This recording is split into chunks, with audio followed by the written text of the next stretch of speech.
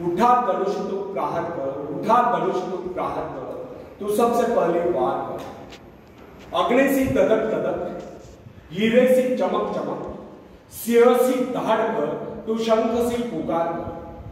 अग्नि सी धधक धधक, हीरे सी चमक चमक, सिंह सी दहाड़ कर, तू शंख सी पुकार कर, तू सबसे पहला प्रहार कर, तू सबसे पहली वार कर। रुके न तू, थके न तू, झुके न तू, थमे न तू। रुके न तू, थके न तू, झुके न तू, थमे न तू। तू सबसे पहला प्रहार कर, तू सबसे पहली वार कर। धन्यवाद। तो फ्रेंड्स, भय और शंका जीवन रूपी गंगा में विष घोल देते हैं। बुराइयों का संघर्ष जीवन की समरसता को नष्ट कर देता है और समरसता का अभाव जीवन में विसंगतियां पैदा करता है और विसंगतियां जीवन के उज्जवल पक्ष पर इस प्रकार छा जाती है जैसे चांद पर ग्रहण। आशा, विश्वास, श्रद्धा आदि बातें जीवन को आलोकित करते हैं।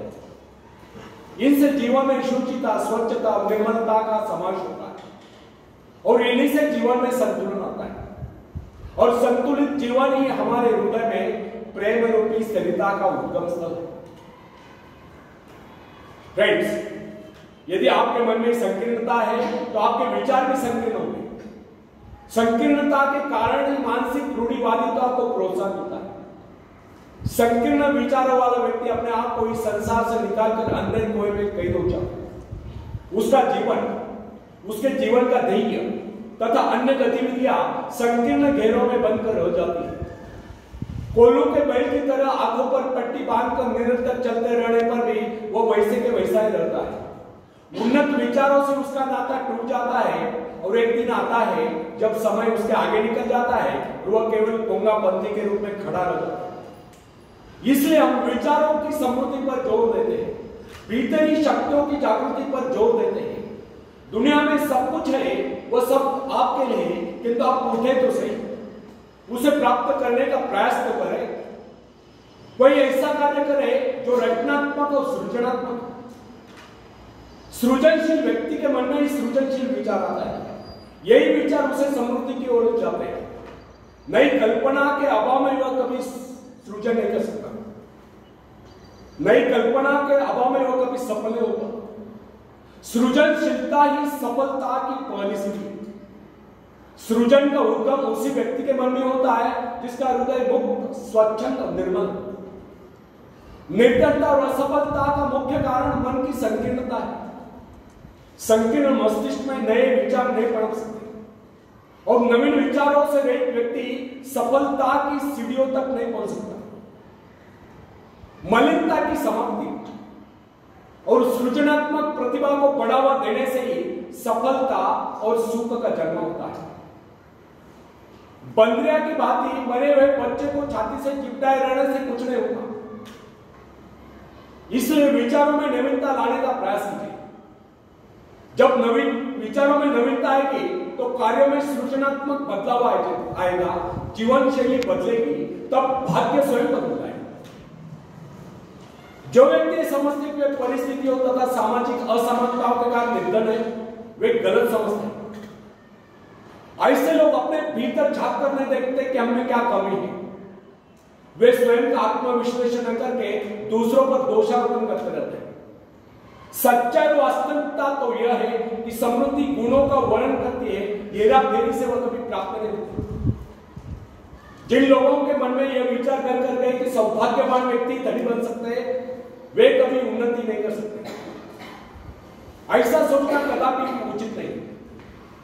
सौभाग्यशाली आप भी हैं और आप भी सब कुछ प्राप्त कर सकते हैं, किंतु वैसा प्रयास तो करें। भाग्य अभाग्य का रोना न रोकर कर्म करो। कर्मों से भाग्य बदलता है और कर्मण्यता आलस्य और निराशा से नहीं।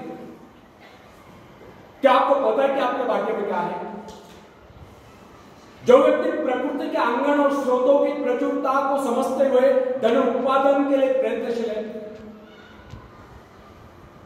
और जो ये समझते कि इसे प्राप्त करने के किए गए प्रयास कभी निष्फल नहीं होते, वे एक न एक दिन अवश्य सफल हो जाते हैं। वे एक न एक दिन अवश्य धनी हो जाते हैं। जबकि उन्हीं के अनेक भाग्यवादी साथियों को पूरी तरह से 2 समय का भोजन भी नसीब नहीं होता। समृद्ध होने का मूल मंत्र है कि व्यक्ति अपने मानसिक दीवारेपन से बचे, हताश होना छोड़ दे और अपने आप को समृद्ध अनुभव करें। फ्रेंड्स, प्रेरणा स्रोत बने। या मैं एक ऐसे व्यक्ति का चित्र अवश्य करना चाहूंगा जिसके मन में कई लेश मात्र में किसी प्रकार की अविश्वास की, जिसके मन में किसी बात के लिए अविश्वास नहीं। उसने अपने जीवन में अच्छे बुरे अनेक प्रकार के उतार चढ़ाव देखे, परंतु उसे अभी तक संसार की प्रत्येक वस्तु में विशुद्ध रुचि है। उससे बातचीत के समय आप उसके व्यक्तित्व से अवश्य प्रभावित होते। वह किसी भी वस्तु को साधारण नहीं समझता। जीवन की छोटी छोटी बातें भी उसके लिए कुछ ना कुछ महत्व रखते हैं। वो अपना छोटे से छोटा काम भी बड़े मनोरंजन से करता है। ऐसा प्रतीत होता है कि उसके सभी कार्य कर्तव्यशीलता के उदाहरण। किसी भी काम को करने के लिए वो अनावश्यक उद्देश्य में नहीं बचता। ऐसा प्रतीत होता है कि जिस प्रकार सूर्य का प्रकाश सारी पृथ्वी को ढके हुआ है, उसी प्रकार उससे मिलने वाले सभी लोग उसे चाहते हैं और प्यार करते हैं। उसके मन में कई लेश मात्र में किसी बात के लिए अविश्वास नहीं, किसी बात का अविश्वास की भावना नहीं चलती। स्वस्थ और विघ्न बाधाओं से रहित जीवन जीने वाले व्यक्ति दूसरों के लिए प्रेरणा स्रोत होते। या मैंने जिस व्यक्ति का उल्लेख किया वह धनी नहीं है, परंतु उसे जो प्रसन्नता प्राप्त है वह संसार के बड़े से बड़े धनवान व्यक्ति को भी प्राप्त नहीं। दूसरों के जीवन को समृद्ध बनाने के लिए उनकी सहायता करने वाले व्यक्ति ही समृद्ध जीवन बिता सकते हैं। मृग तृष्णा छोड़े। आपके संपर्क अनेक ऐसे व्यक्तियों से आए होंगे जो बहुत ही धनी है, परंतु न्याय बेकार निकटो है। ना वे खुद खाते ना दूसरों को खाने देते, अपनी हड्डियां गला गला कर धन जोड़कर चले जाते, खुद भूखे मरते हैं, अपनी इच्छाओं को मारकर पैसा एकत्रित करते हैं। आखिर ऐसी अमीरी किस काम की? कंजूसी और लालच के हाथ में ऐसे लोग बिल्कुल उन्हीं फलों के समान है जो किसी भूखे व्यक्ति का पेट भरने के बजाय पेड़ की डाल पर ही सड़कर नष्ट हो जाते हैं। इस प्रकार की समृद्धि से तो गरीबी लाख गुना अच्छी। यदि हमें एक बात ज्ञात हो जाए कि शक्ति का मूल स्रोत हमारे भीतर ही विद्यमान है, तो हमें इधर उधर भटकने की आवश्यकता नहीं रहेगी। अंतर्मुखी प्रेरणा स्रोत इतना समृद्ध है, जो उसे एक बार प्राप्त कर लेता है वो संसार की समस्त समृद्धियों का स्वामी हो जाता है। प्रेरणा रूपी अमृत पात्र के गुण उसके जीवन की सारी शुष्कता को समाप्त करके उसे हरियाली में बदल देते हैं। प्राय लोगों के साथ कठिनाई यह है कि वे कस्तूरी मृग के समान अपने नाभि में स्थित सुगंध के स्रोत को ढूंढने के लिए जीवन भर इधर उधर भटकते रहते हैं और अपने नाभि में स्थित कस्तूरी को ढूंढने पाते हैं। वस्तुतः समृद्धि का मूल स्रोत हमारे भीतर ही विद्यमान है। आवश्यकता केवल इस बात के हम उसे खोज ले। यही कारण है कि हमें अपने जीवन से वही कुछ मिलता है जो हम उनसे मांगते हैं। हमारा वातावरण, हमारी परिस्थितियां, हमारा व्यक्तित्व आदि सभी कुछ हमारे विचारों के अनुभव की स्वरूप धारण करता चला जाता है। जो व्यक्ति लगातार गरीबी के डर से आक्रांत रहता है वह स्वयं ही निकम्मा हो जाता है। वह सदैव यही सोचता रहता है कि दुनिया की सुख समृद्धि उसके लिए नहीं बनी, तो उसको समृद्धि किस प्रकार प्राप्त होगी?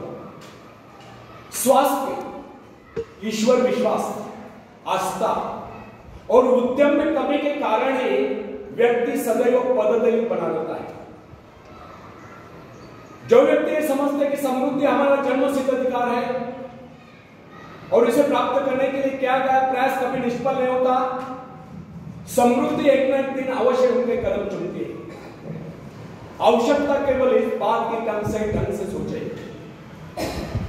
मैं अनेक ऐसे व्यक्ति को जानता हूं जो आयु भर प्रसन्नता प्राप्त करने के लिए तरसते रहे परंतु प्रसन्न न हो सके। उन्होंने कभी अपने जीवन के संबंध में सही ढंग से सोचने का प्रयास नहीं किया। वे सोचते कुछ